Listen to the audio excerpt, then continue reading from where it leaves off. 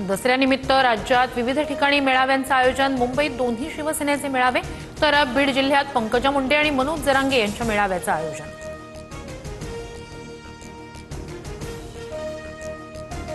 दादर इथल्या छत्रपती शिवाजी पार्कवर ठाकरेंच्या शिवसेनेचा दसरा मेळावा। शंखनाद होणार, मशाल पेटणार। ठाकरे महापालिका निवडणुकीचं रणशिंग फुंकणार, सामनातून स्पष्ट। शिंदेंच्या शिवसेनेचा गोरेगावच्या नेस्को सेंटरमध्ये मेळावा। मुंबई महापालिका निवडणुकी आधीचा मेळावा असल्यामुळे उपमुख्यमंत्री शिंदेंच्या भाषणाकडे लक्ष। नारायणगडावरील दसरा मेळाव्यापूर्वी मनोज जरांगेंची तब्येत बिघडली। मनोज जरांगेंवर संभाजीनगरच्या रुग्णालयात उपचार सुरू।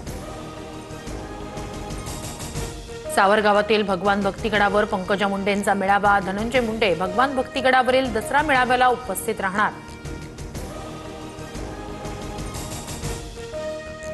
नागपूरच्या रेशीमबाग मैदानात विजयादशमीचा उत्सव। राष्ट्रीय स्वयंसेवक संघाच्या मेळाव्याला माजी राष्ट्रपती रामनाथ कोविंद यांची उपस्थिती, तर मुख्यमंत्री फडणवीसांचीही मेळाव्याला हजेरी।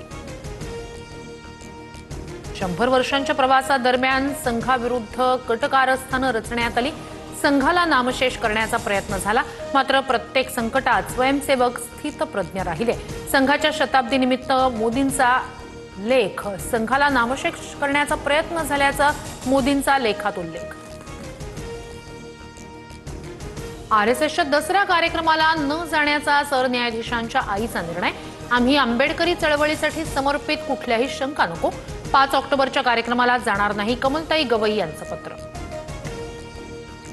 आज 69वा धम्मचक्र प्रवर्तन दिन। नागपूरच्या दीक्षाभूमीवर मोठ्या प्रमाणात अनुयायांची गर्दी। पोलिसांचा मोठ्या प्रमाणात बंदोबस्त। माजी राष्ट्रपती रामनाथ कोविंद यांची काल दीक्षाभूमीला भेट। कोल्हापूरच्या दसरा चौकात शाही दसरा सोहळा पार पडणार। कोल्हापूर राजघराण्याचं शाहू छत्रपती सहकुटुंब सोहळ्यात सहभागी होणार।